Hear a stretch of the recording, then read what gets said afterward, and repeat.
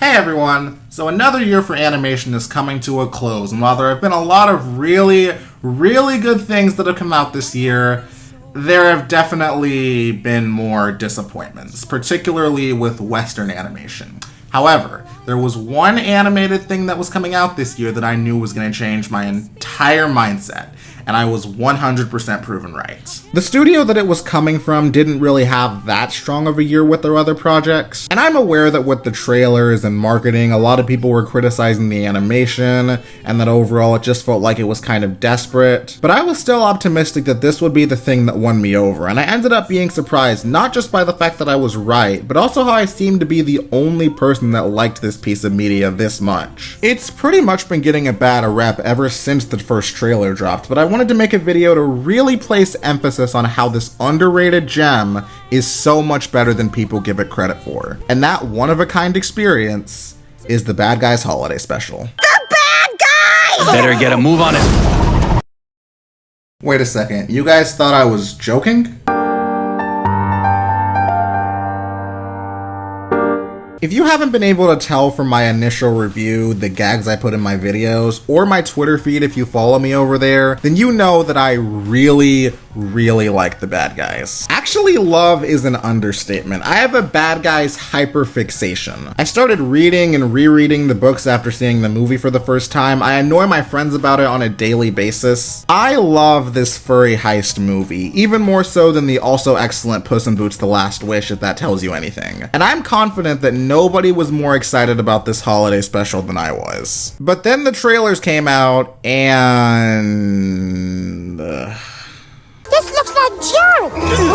He said the J-word! Now, the animation is the thing that people were universally in agreement on when this movie first came out. Like, I'm friends with people who hate this movie, and even they're willing to acknowledge how hard the visuals go. I will be blunt, if you don't like the original movie or only hold it in high esteem because of how it looks, I don't think you'll get much out of this. The reason why I personally was worried about it, though, is because DreamWorks typically tends to be really excellent with their animation quality in their other seasonal specials. Or at the very least, they're somewhat consistent with the quality of the original movies, even if it's a little dated by today's standards, like Shrek the Halls or the Madagascar Penguins and A Christmas Caper. Those had comparatively limited expectations to live up to visually. Plus, this hasn't really been DreamWorks' strongest year, and I thought the noticeable drop in animation quality would mean this short would reinforce that. I mean, the animation is one of the Bad Guys' best attributes. The blending of 2D and 3D, the facial expressions of the characters adding amazing comedic touches. That's mostly lost here, and I know for sure it's a byproduct of Netflix being the ones that distributed it. It isn't as bad as it looks in the trailers, but it is still very rough. The characters are just way stiffer than they normally are, which is disappointing since the physical comedy from their body language and faces are a part of what makes them so entertaining. It also applies to the aesthetics. It can feel very barren and desolate in a lot of settings, not for the entire runtime, but there are definitely some locations that are pretty bland, which is not something you want for a Christmas special, even one where the bad guys are the protagonists. With that being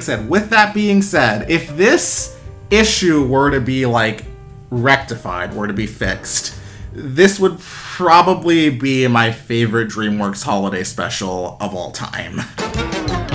Wait a minute. Okay, so there are some elements of the story that are kind of dumb. The inciting incident is that the bad guys destroy the giant Santa-shaped balloon that everybody worships during the holidays for some reason, and that directly results in them deciding to cancel Christmas altogether. I mean, I guess that would basically be the equivalent of a float in the Macy's Day Thanksgiving Parade being destroyed. But if the Goku balloon got destroyed, actually, no, that's a bad example. If the Paw Patrol balloon got destroyed, do you really think that would be enough to ruin anybody's Thanksgiving that wasn't over the age of 10? I know wacky things happen in this universe all the time, but this is pretty nonsensical. That's kind of my only issue with this short story, though, and I think a lot of that has to do with how well it balances its goofier elements with the heart that made me like the original movie so much. It functions as a prequel where we get to see more of what the bad guys were like before they turned good, so that already makes it unique with their goals during the holiday season. season. And it's elevated by how we get to see their own reasons for being enthusiastic about Christmas, despite them being criminals. Misrepresenting Santa delivering presents as just breaking into people's houses, idolizing famous Christmas villains like Scrooge and the Grinch, Mr. Piranha actually being enthusiastic about getting a lump of coal. It's so funny to see these aspects of Christmas that have a negative connotation to them be talked about in a positive light, and yet it makes perfect sense for these characters. There's also surprisingly less gross out humor in this one compared to the original. A lot of the jokes come from the interactions with the characters and wacky scenarios they get themselves into here. I mean, there is one joke about Mr. Piranha liking stinky cheese, which I guess explains why he keeps sharting all the time in the movie, but it's like they balanced out being less reliant on physical comedy by removing one of the movie's weakest elements. They couldn't get back any of the voice actors to reprise their roles again, which I thought was a very bad sign since DreamWorks is usually able to do that, but I think the replacement actors do a great job at capturing the vibe of each character, with the highlights being Ezekiel Ajebe as Sharky and Chris Diamantopoulos as Snake. Remember the Once Upon a Studio short that came out a few weeks ago? Yeah, he's the same guy who voiced Mickey. That's some very impressive range. It doesn't just apply to the performances though, the writing for the characters equally aligned with the continuity. There's still creative use of all their skill sets. Miss Tarantula gets to build a robot shaped like Santa Claus, Mr. Piranha gets his own little musical number, and Sharky gets to show off his passion for theater with all his costumes.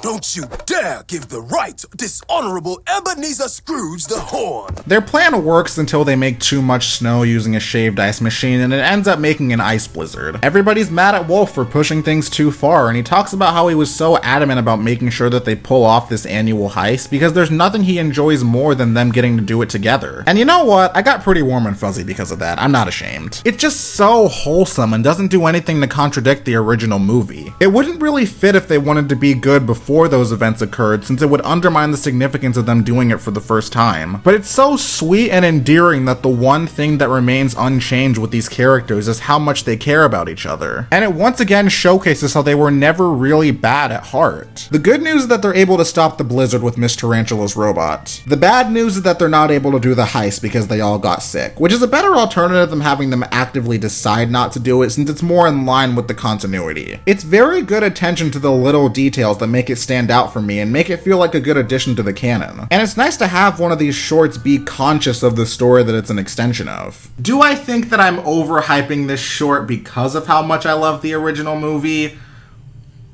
Yeah, probably. I mean, I definitely would be much less forgiving of the bad animation if it was something like Trolls or Boss Baby, but bias aside, I had a really good time, and I think that this short is definitely worth watching if you're like me and you really enjoy these characters. And seeing the reactions on social media, I am 100% confident that nobody likes Sharky more than I do. Like, literally nobody. I'm his #1 fan. One at a time, folks. Please, form a line. Thanks for watching, Minnows, and I'll see you again at the edge of the water.